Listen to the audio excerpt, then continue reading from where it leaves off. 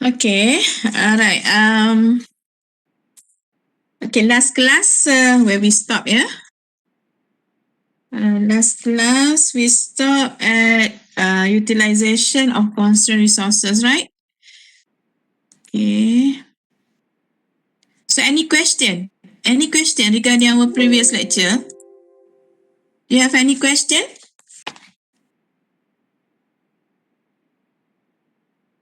Okay, we go back to this one, yeah. Last class here we have discussed on the relevant cost. Okay, and then talk about the irrelevant cost also.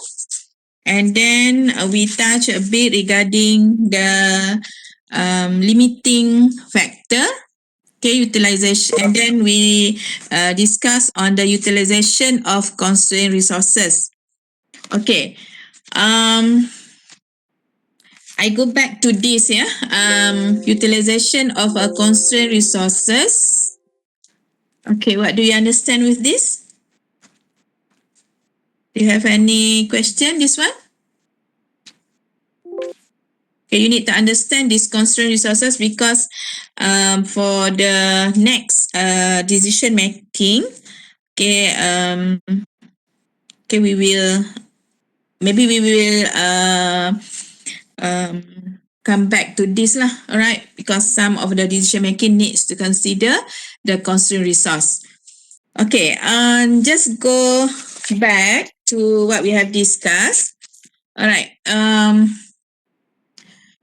okay, in this slide mention we needs to consider, a company needs to consider a constraint because company want to maximize the profit, all right, the profit. Okay, to maximize the profit. That's why they need to consider the constraint when they want to produce products. Okay. And then this one already discussed. Okay, we go to the next quick checks. Yeah. Which one? I think last class we have discussed until here, right? Total contribution margin for Ensign. Okay, we have discussed this one. So for next check, quick check here. Okay, there's an answer already.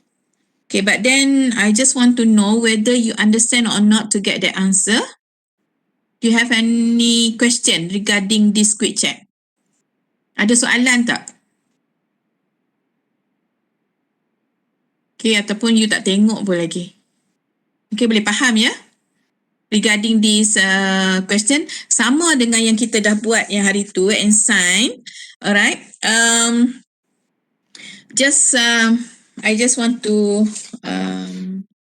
give you the hint or the way how to get this. So bila you dapat this type of question, yeah. First, as I mentioned before, you need to identify the constraint. What the constraint? Okay, for this company. So here, we have the Colonial Heritage. Okay, has two products. Okay, chairs and table. Okay, chairs and tables. And then when you read through this one, you know that the bot fit, okay, is actually the constraint. Okay, the constraint. Okay, so from the table here, you can read, okay, the chairs need to use 2 bot feet in order to produce 1 unit of chair. And then table need to use 10 bot feet in order to produce 1 tables. Okay, and then monthly demand for chairs, okay, 600 and tables 100. So for this company, the capacity is only 2000 bot feet. So the question is this enough to satisfy the demand? So you must check, yeah. For chair, demand 600, but to produce 1 unit of chair, needs 2 board feet. And then for tables, demand is 100. To produce 1 table needs 10. Right, 10 board feet. So total needed for board feet is 2,200. Whereas the capacity is just 2,000. So means that the company has not enough hardwood to satisfy the demand. Okay, short 200 lah kan. Dia ada 200, 2000, but then to produce need 2,200. So dia ada short sebanyak 200. So the question, is this enough? So jawapan dia no. Okay, not enough. So samalah. Okay, but and then company question tanyalah. Alright, so how many unit? Okay, company can produce chairs, tables in order to maximize profit dengan capacity yang terhad 2000 board feet ni. Okay, so you kena kira first, if you remember what I inform you last class, first you have to identify the contribution margin per unit. So for chair, for table, sales minus variable cost is equal to CM, right? So for chair, 80, variable cost 30, contribution margin is 50. Table, 400, variable cost 200, the CM is 200. Kita nak tahu because we want to know which one we want to focus. Which one we want to focus. Okay, because we want to know whether we can produce all the chairs needed or all tables needed. Okay, with this limited capacity. So this is CM per unit. But because of limiting factor, so you have to try to find out the CM per constraint. Okay, so you have to get the constraint for a chairs need 2 board feet, and then for tables need 10. So this one 25, this one 20. Okay, so kalau you tengok just for CM, of course you say, okay, I want to focus on the table first. I want to produce table first because table can contribute more, okay, to the company. But then when you go to the constraint, so you will see, okay, chair will give me more CM, okay, 25 compared to table. So based on this, because of limiting factor, so I have to focus, company have to focus to chair.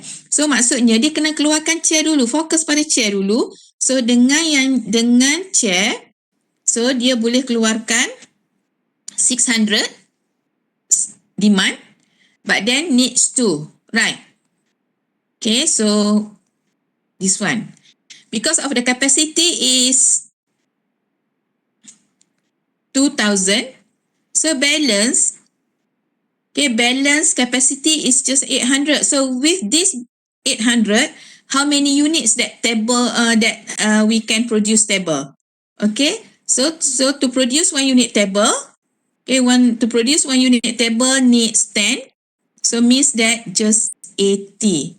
Okay, 80 units table we can produce. So means that, okay, for this one, we to maximize the profit, the answer is B.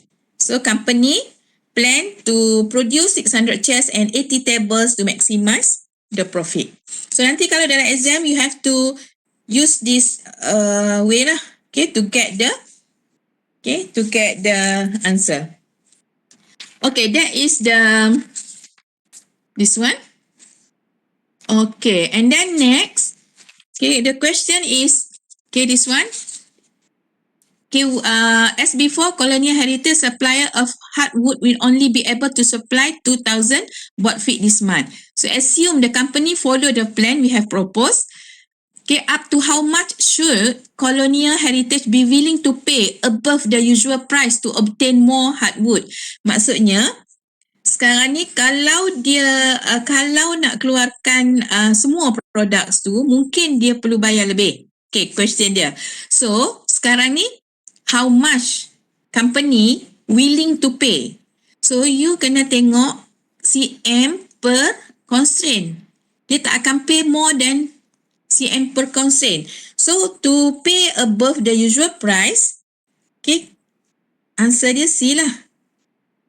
Okay, sebab kita nak beli extra tu untuk table, right?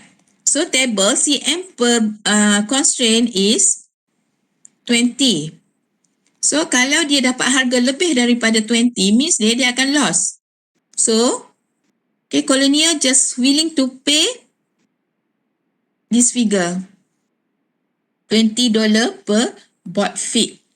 Paling at least $20 because kalau dia dapat 20, dia akan zero kan, break even. Tapi kalau dia dapat lebih pada 20, means that dia akan loss. So, answer dia is 20. Dia akan just willing to pay, okay, 20 per board foot. Okay, so this is constraint. So, means that when you get this question, first you have to find out the CM. And then later, you have to calculate the CM per constraint. Okay, sebelum tu you kena tahu dululah apa dia constraint. And then bila daripada situ baru you tahu what which product that you company has to focus.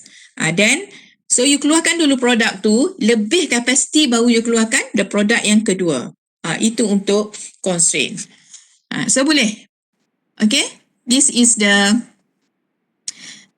limiting resources lah. Okay, ada soalan? Yang ni, yang lain tu you baca sendiri. Managing constraint, how to manage the constraint. Okay, throughput accounting. Alright, so next, if you have no question on the relevant cost, on the limiting resources, sebab dua-dua tu akan diguna pakai dalam this decision. Alright, okay, so this is for decision that we will see, make or buy, special order, keep or drop, further processing. So what you learn in previous lecture, okay, opportunity cost, limiting constraint, okay, so all of that terms will be considered, okay, if you want to make a decision here. So kita ada 4 decision that you will focus on, and then sebenarnya decision ni tak susah pun. Alright, as long as you understand what they want. Okay, what they want.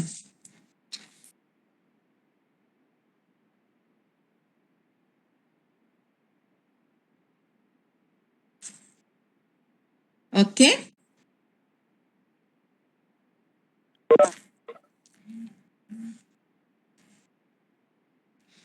Alright, so kita pergi pada yang pertama lah. Kalau you tak ada soalan apa-apa, prepare a make or buy analysis.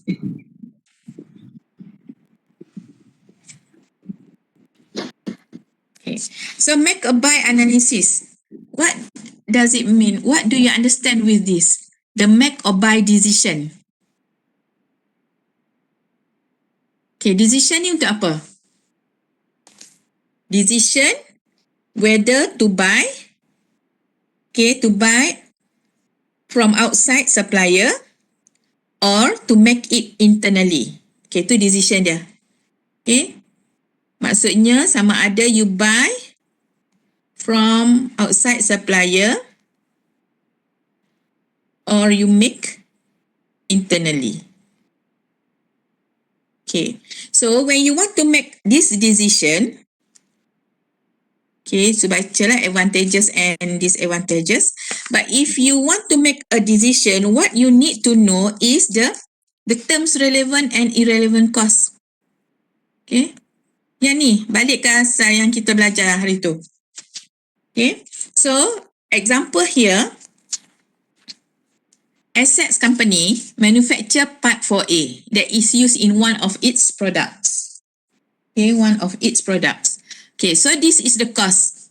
Direct material, direct labor, variable overhead, depreciation of special equipment, supervisory salary, and general factory overhead. So total cost if make is $30 per unit. Okay. And then the special equipment used to manufacture part 4A has no resale value. Means that if that equipment doesn't use for this part 4A, okay, so means that the special equipment cannot be sold. Dia tak boleh dijual sebab dia tak ada resale value. So yang ni adalah sunk cost lah. Right. Alright. And then the total amount of general factory overhead which is allocated on the basis of direct labor hours would be unaffected by this decision. So yang ni pun irrelevant. Okay, yang ni pun irrelevant. Okay, so kalau you buat ke you beli daripada luar pun these two items will not affect the decision. And then this cost, 30 unit product cost yang kita tengok tadi based on 20,000 part produced each year. But at the same time, outside supplier offer to provide this 20,000 part of at cost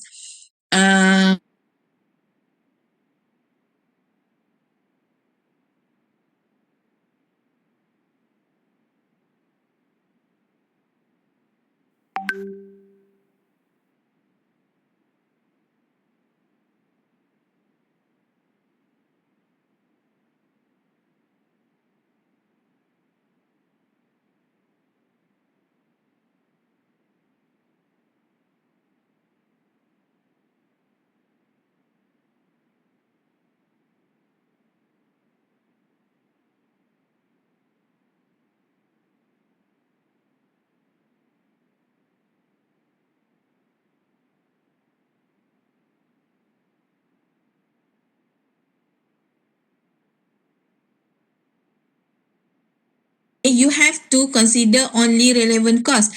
Maksudnya kalau you buy, you tak buat. So bila you tak buat, what the cost that can be avoided?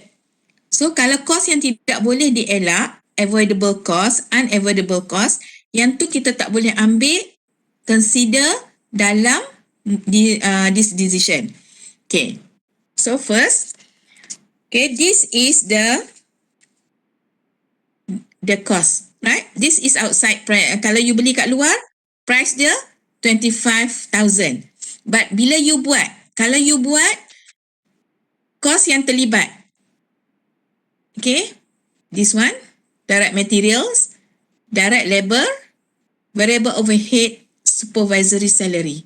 But for depreciation and general factory overhead, you buat atau you beli, dia tidak ada apa-apa effect. Alright, so this is not relevant in this decision. So what you need to consider if nak kira adakah cost tu worth ataupun tidak. Kalau you tengok sini, cost dia hanya yang direct relation to the products. Direct material, direct labor, variable overhead and also supervisory salary. Kalau you buy, just cost ni saja yang jimat. Kalau you buat, cost ni saja yang you guna. Alright, untuk depreciation ataupun factory overhead, you buat ataupun beli, cost ni tetap ada. Alright, tetap ada. So, dia tak relevan dalam membuat keputusan. So, bila you tengok, you compare these two, okay, answer dia apa? Better you make lah. Right. Okay, should continue to make sebab cost dia hanya 340 compare to buy. Even though kalau you tengok sini total 30 pun, tapi yang ni sebenarnya tak diambil kira lah dalam membuat keputusan. Okay, so in order to make sure you make a correct decision, you just consider the relevant cost. Okay, tu kalau this one, okay, make or buy decision. And you also needs to consider, okay, the opportunity cost. Okay, as what we discussed before, yeah, in your previous lecture, opportunity cost is the benefit that is foregone as a result of pursuing some course of action. Okay, so how would this concept potentially relate to the asset company? So, if assets, okay, has idle capacity, ni dari segi constraint jugalah kan. Kan macam saya bagi tahu tadi, constraint resources, constraint limiting factor, also we consider lah bila you ada soalan macam tu, you have to consider all. Okay, so if the company tadi, assets tadi, ada idle capacity means that dia ada excess capacity. So, result tadi bila kita kira assets, okay, should continue, okay, make. Okay, to produce, make its parts lah for A kan, and reject the supplier offer. But then, so masa ni kalau dia ni opportunity cost, dia tak ada rugi apa-apa kan, because they have asset capacity. So, opportunity cost is equal to 0 kalau dia ada idle capacity. You faham tak? Ingat lagi kita buat kan hari tu masa transfer pricing whatever. Kalau dia ada capacity, ada excess capacity, saya there's no problems at all kan. So dia boleh buat and then dia boleh reject offer. And then dia tak rugi apa-apa because dia ada excess capacity. But then what happen if there's no excess capacity? And at the same time, example ya, kalau saya bagi, dia no excess capacity, okay, and then kalau dia buat, kalau dia tak ada excess capacity and then dia, okay macam mana? Okay, dia ada offer macam tadi, alright, dia ada offer daripada company tadi, company luar, okay. Space, alright, space capacity yang digunakan tadi, macam contoh ya. Okay, you write lah this example. Saya bagi example. Okay. Okay, the space or the capacity used to produce for A could be produce, okay, other part yang lain yang boleh, okay, and then can generate, then this other part can generate margin of 200 for example lah, 1,000 to company. Okay, contoh macam ni. Okay, tadi kalau tak ada idle capacity, so assets does not matter. Just see the relevant and irrelevant cost. So when they decide to make, they have no opportunity cost lah because okay, tak ada apa-apa yang rugi.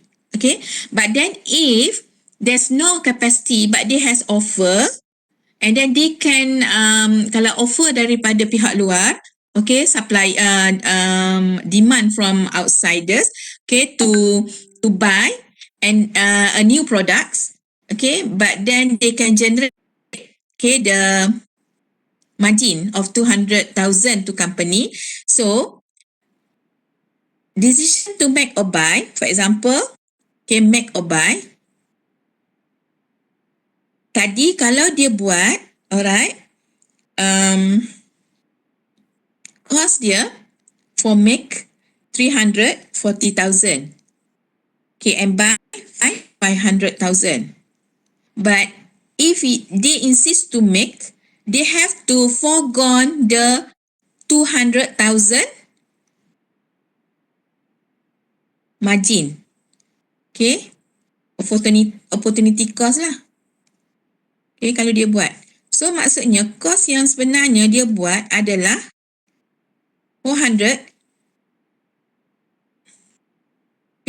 This one is just 500,000. So it's better for these assets with this offer, accept the offer and then buy. Accept the offer and buy. Okay, kalau tidak dia akan rugi sebanyak 40,000. Kalau yang ni dia buy 500,000, dia boleh jual, and then at the same time dia boleh produce untuk new products and then gain margin about 200,000. Okay, so answer kalau ada macam ni, so answer dia is buy. Kalau yang tadi yang tak ada special order ni, okay, make, right? Okay, so you boleh faham tak? Means that this one is like a combination of special order and also make or buy. Okay, so maksudnya kalau ada combination soalan, ada special order and then make or buy, so means that for special order, kalau yang ni, we can accept special order and we buy for the for a part. Okay, itu answer dia lah kalau ada soalan campur-campur macam ni. Okay, so you understand tak apa yang saya cerita ni?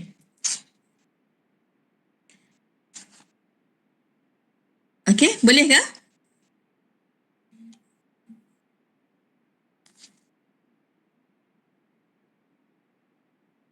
Okay, so if you okay, we move to the next decision, special order. Tadi pun dah ikutnya ada special order dah juga kan. Tapi yang ni for special order saja. Alright, so for special order here is a one-time order that is not considered part of the company's normal ongoing business. Okay, one-time order, not considered part of the company's normal ongoing business. So when analyzing a special order, only the incremental cost and benefits are relevant. Okay, so maksudnya dia akan tengok incremental cost. Kalau you ingat apa yang kita buat masa relevant cost hari tu, okay, either you bila incremental cost ni, you just see, you ambil semua irrelevant and relevant cost and then you see the difference, alright, the increasing decreasing between these two. Okay, so example. Okay, Jack Incorporation make a single product whose normal selling price is $20 per unit. Okay, and then foreign distributor offer to purchase 3,000 units for 10,000 per unit. This is one-time order that would not affect the company regular business. Okay, annual capacity is 10,000 units, but Jack Incorporation is currently producing and selling only. So means that they have excess capacity. So tak ada masalah. Bila excess capacity ni, so it's okay. Kan, dia tak ada masalah langsung. Alright, because it not affect any business, regular business. So, okay, this is the income statement. Okay, this is income statement. So, kalau you tengok sini, based on the 5,000, you know the revenue is 20. You know the variable cost is $8. Okay, kalau you buat 40,000, this one total variable cost, okay, 40,000 divide 5,000, you akan dapat 8, kan? Okay. And then this is a fixed manufacturing cost, marketing cost. Alright, so because there's a excess capacity, so it doesn't matter. So you just see the incremental, okay, incremental value, okay, increase in revenue. This is the price offered. This is the order unit, and then increase in cost, variable cost yang kita calculate tadi, and then this is the unit. Okay, so you will get this figure, and then the difference increase in net income. So before this, kalau you tengok kalau you ingat lagi previous lecture, bila saya buat kita guna incremental approach, okay, we will consider first, you mungkin boleh buat income statement, okay, income statement based on 5,000 unit, and then income statement for 8,000 unit, right?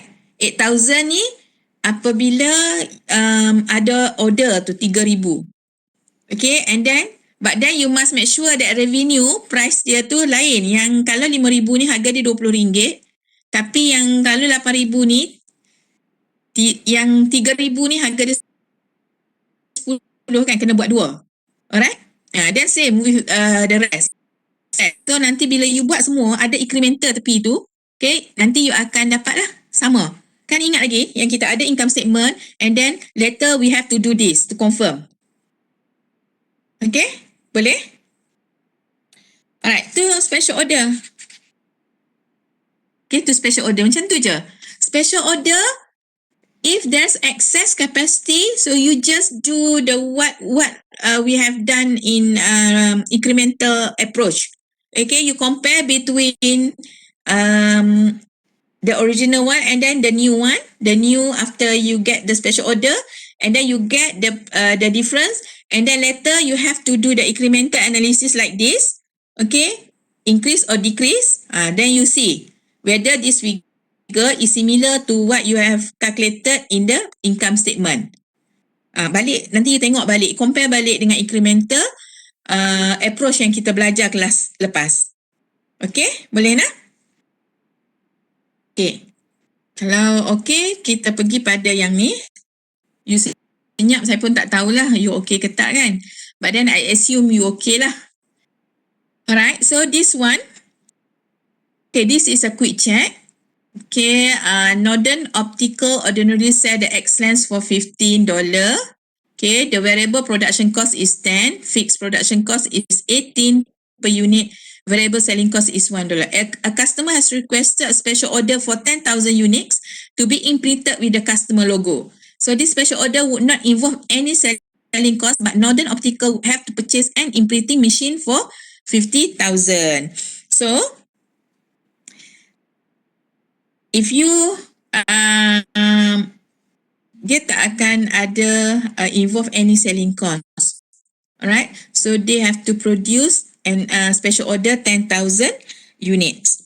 So kalau you tengok sini,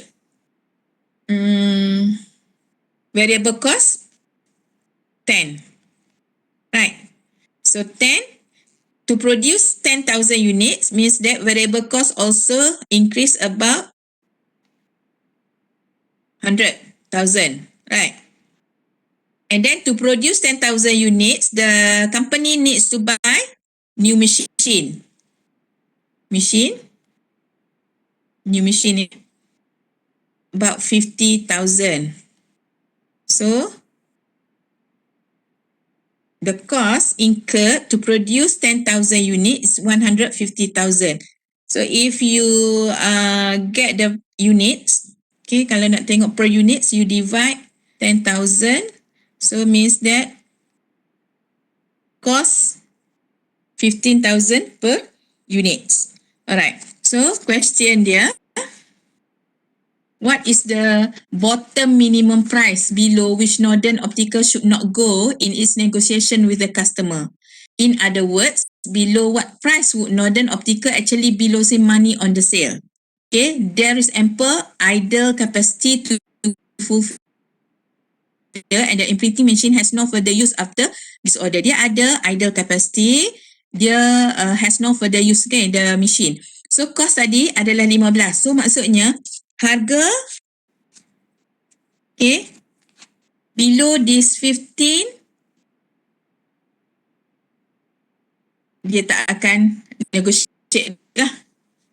Okay, dia mesti harga more than 15. Dia kena jual. So 10,000 tadi order, customer must pay more than 15. If pay less than 15 means that this company will lose, right? So dia kena dapatkan negotiation price is more than 15. Kalau orang tu offer 20, at least dia dapat gain 5 kan per unit. Okay, tu jawapan dia. Okay, boleh tak? Boleh tak? So if there's a question and then they ask you to give explanation why. Mungkin you kira, okay, keep or drop, buy or make, or accept the offer. So maybe they will ask you, okay, you calculate and then they will ask you to explain.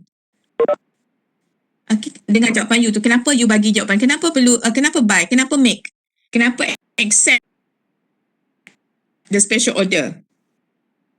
So maybe you can calculate, get the right figure, but then how to explain it? So you have to understand lah. You tak boleh hafal, but then you have to understand.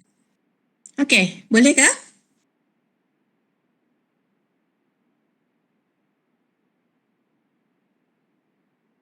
Okay, any question?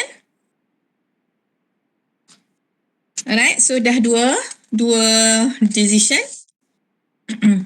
So if you okay, we move to the next decision. Keep or drop. Keep or drop. Keep or drop pun dia tak susah mana. Okay, just keep or drop ni basically question dia akan bagi you, for example, dia akan bagi you income statement, and then the income statement basically loss lah.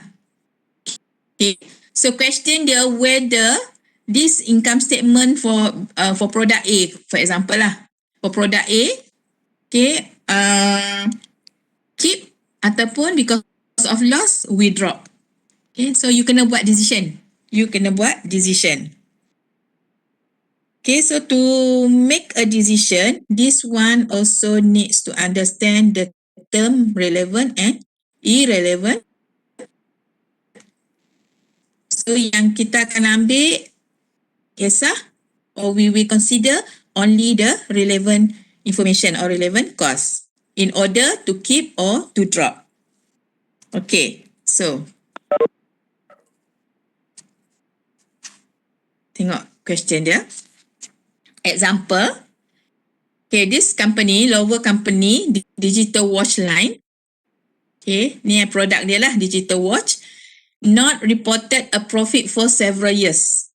Lower is considering dropping this product line. Okay, sebab rugi beberapa tahun, dia consider to drop this product line. Okay, so decision rule, you nak drop ke, you nak keep, decision dia, if the fixed cost saving exceed the loss contribution margin, baru you boleh drop. Okay, baru you boleh drop. Tu decision rule. And then kalau you drop, overall profit increase. Overall profit for the company increase. Then you drop. Kalau dia decrease, so retain the products. Okay, so now you have this income statement. Yes. Okay, so you check this one here. Okay, so we have this income statement, digital watch. Alright, so net operating loss. Okay, 100,000. So that's why tadi company ni nak drop this line, these products. Okay, so bila you dapat macam ni, you kena identify which one relevant and which one not. Okay, kalau you tengok sini, okay, this is a variable cost. The factory overhead, not relevant. Okay, general admin expenses, not relevant. And equipment also not relevant. Kan? Okay. Okay, this one would not be affected if the digital watch line is dropped. Okay, and then equipment used to manufacture digital watch has no resale value. Okay, kalau dalam exam nanti yang item semua ni, yang ni semua, okay, yang ni semua, dia akan bagi dalam information lah, additional information. Okay, so nanti you kena baca, you tahulah. Okay, this one, and then this one is not relevant. Okay. So, bila you nak buat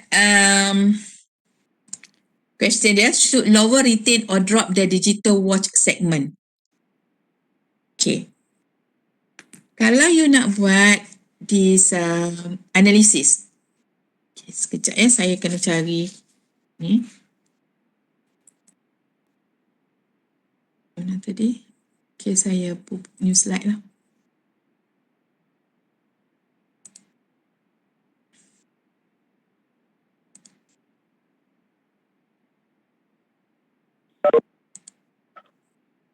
Okay, kita tengok ya.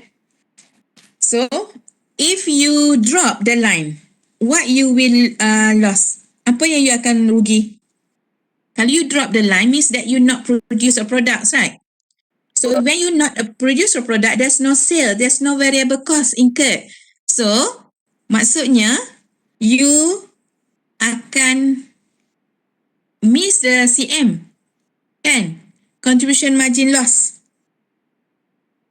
If segment drop. Berapa? Daripada income statement tu, dia akan tak dapatlah 300,000. Because kalau dia produce, dia boleh jual pada harga 500,000 and then even though they incurred cost for variable cost is 200. Right. So if they drop the line means that they don't produce a product. They don't produce a product means that they will miss this contribution margin. Okay. And then bila you miss this one, you also need to consider kalau you drop, cost yang you boleh elak, you can save the cost. Kalau you drop, you save avoidable cost. Avoidable cost means that the cost that you can avoid, such as salary 90,000, advertisement 100,000, rent 70,000, kan? 260. This is the cost that you can save kalau you drop. Okay, but then general factory overhead 60,000, depreciation 50,000, and then administrative expenses 30,000, 140 here. Okay, yang ni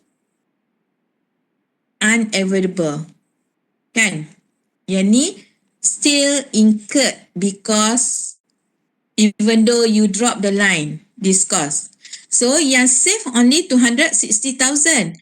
So kalau you tengok sini, you save 260,000 but you miss 300,000. So you still decrease in total 40,000 kalau you drop the line.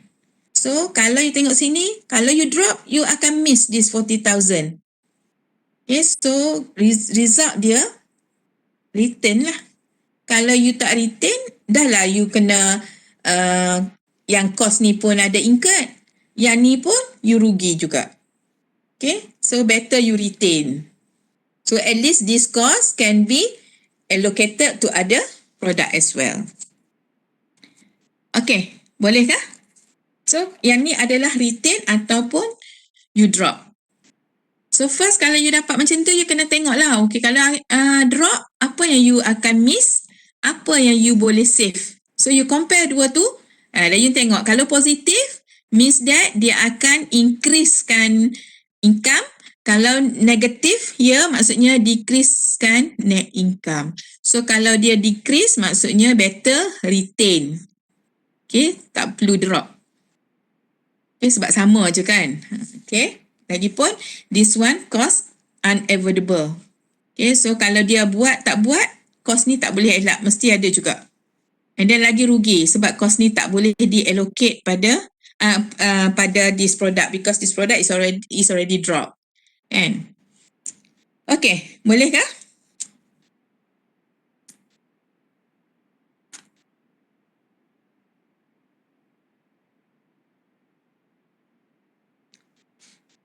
Alright. So any question? Any question before we move to last decision ni? Okay. No question ya? Doktor, Ya? kan kalau dia, kan kita tengok dekat contribution margin dengan berapa yang dia boleh avoid tu kan. Okay.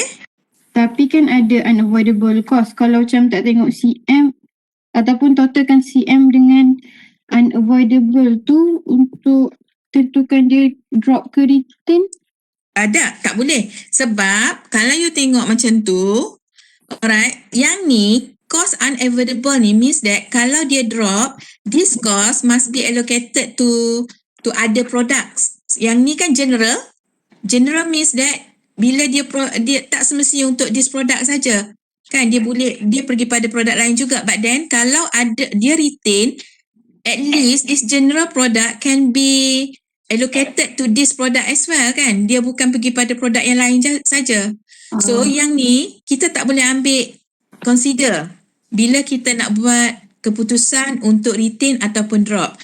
What you need to do is just to get the direct relation lah. Maksudnya kalau CM ni just for this product. Okay, kalau yang avoidable ni pun just for this product. Yang ni sebab dia bukan concentrate pada produk ni saja kan. Yang ni untuk produk-produk lain juga.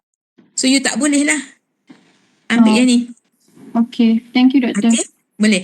Satu lagi kecuali walaupun dia unavoidable, katalah satu ni dia bukan general. Dia overhead dia ni just allocated to this product saja. So maksudnya yang ni boleh consider.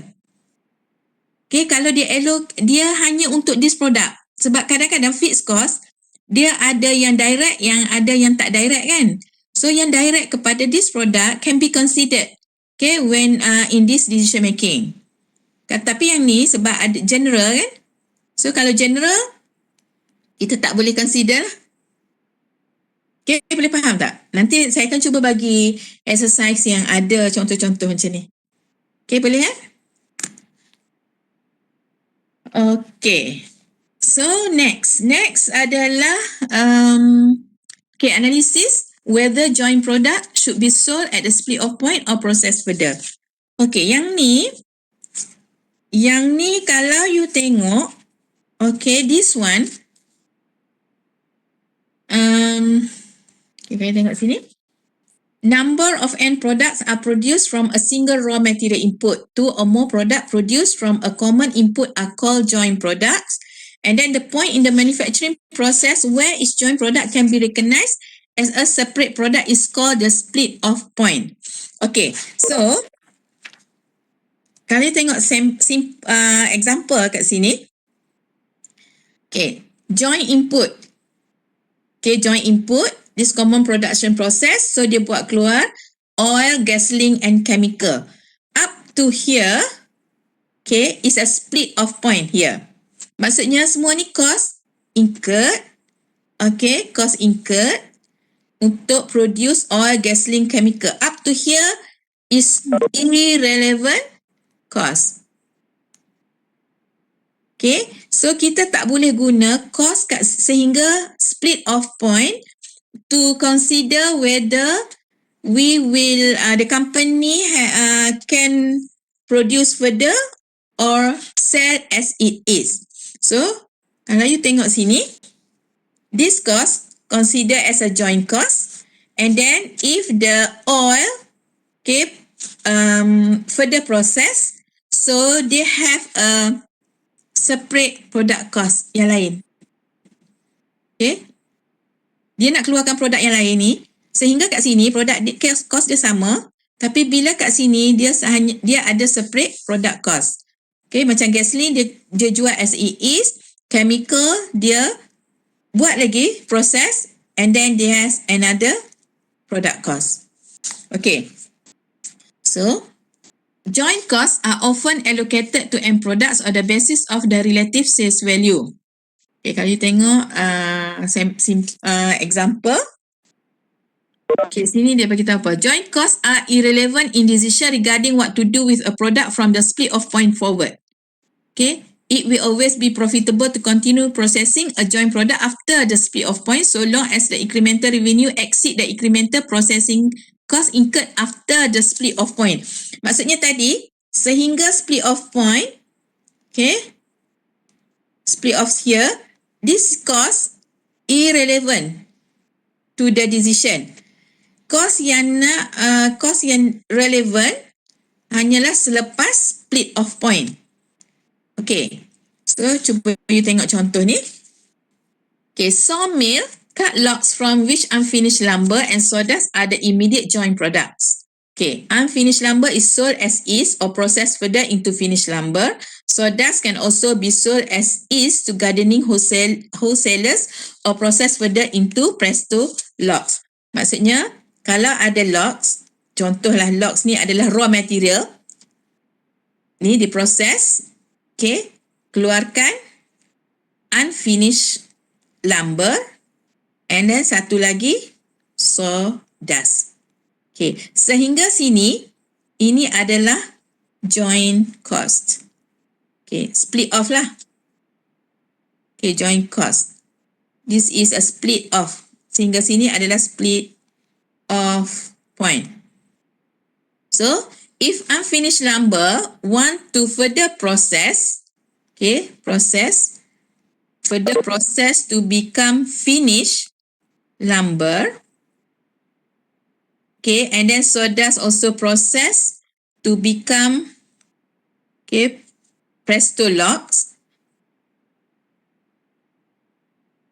So this one will incur cost, okay, will incur separate cost. Okay, will incur separate cost. Okay, so whether we will continue to process further or not, the cost yang kita akan consider is just cost after split off point. Bermula daripada sini. Okay, bermula daripada sini. Cost yang sebelum tu kita tak ambil kira. Okay, so kalau you tengok, okay, this is the question lah. Question lagi. Information regarding the cost. Sales value at the split off point. Okay, 140, sawdust 40. Maksudnya kalau dia jual as it is, unfinished lumber and sawdust, so they can get the sales value 140 and then sawdust 40. Maksudnya kalau you tengok sini tadi yang saya conteng ni, kalau dia jual kat sini, harga dia adalah 140, sini harga dia 40. But then if they further process and then the finished lumber can be sold at 270 and then this sawdust ni, presto log ni can sell at 50.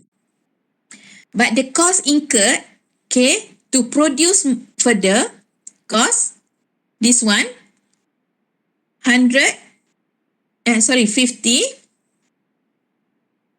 and then 20.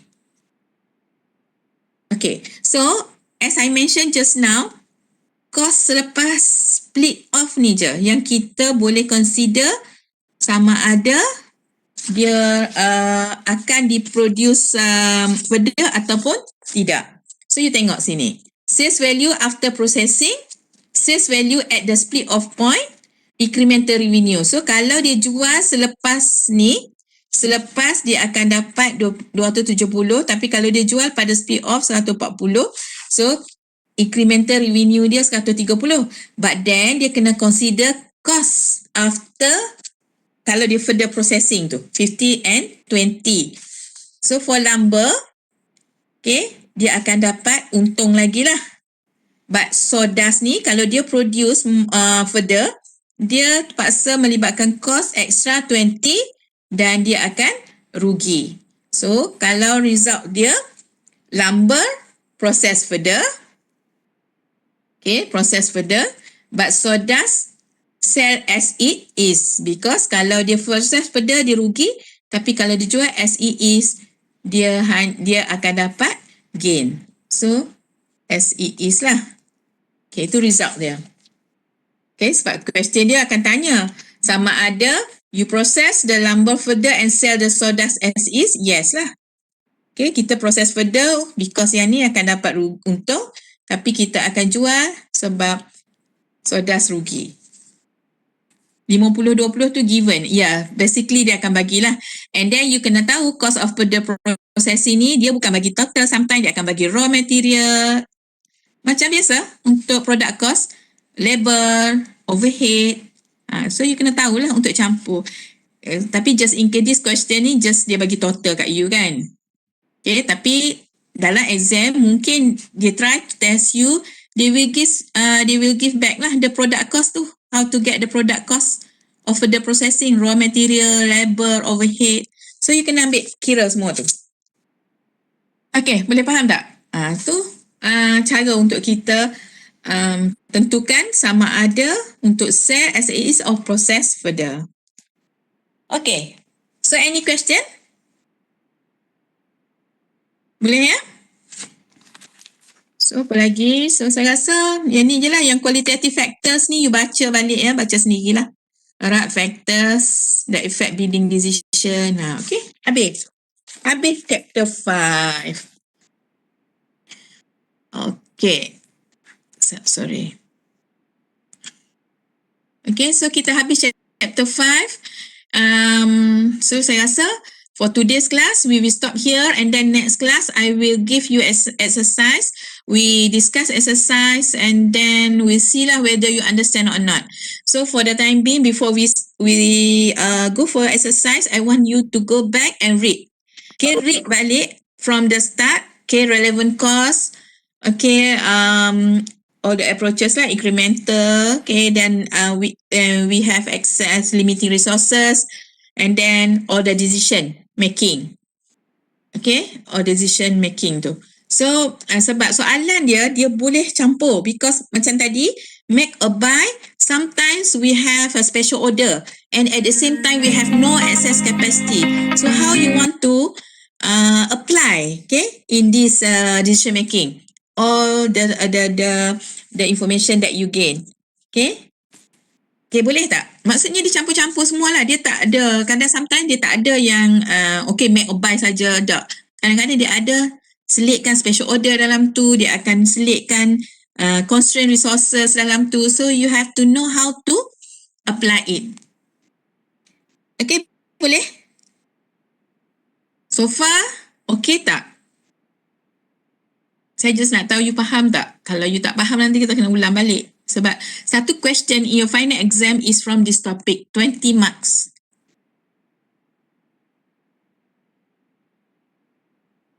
Okay, boleh nak? Okay, so you study dulu. Okay, before we go to exercise.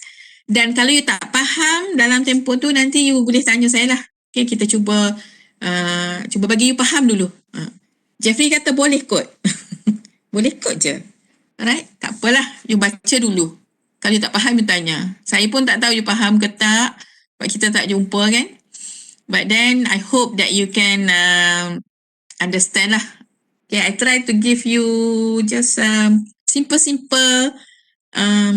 term, simple words lah. Saya tak mau pusing-pusing, nanti you lagi pening. Alright, so if you have no question, I think we stop here for today's class. And then quiz yang last class tu bila? Quiz yang doktor kata last class tu bila? Quiz tu ke? Tak apa, selepas ni. Selepas kita habis semua lah. Kita ada satu lagi quiz ni kan? Kita ada 2 quiz saja. Quiz 1 and then quiz 2. Okay, quiz 2 nanti selepas kelas lah. Saya pun rasanya selepas kita habis chapter yang last tu. Okay, nak apa nanti saya bagi tahu nanti. Okay. So kalau tak ada apa-apa, kita berhenti setakat ni ya. Okay, so Assalamualaikum. Jumpa you next class.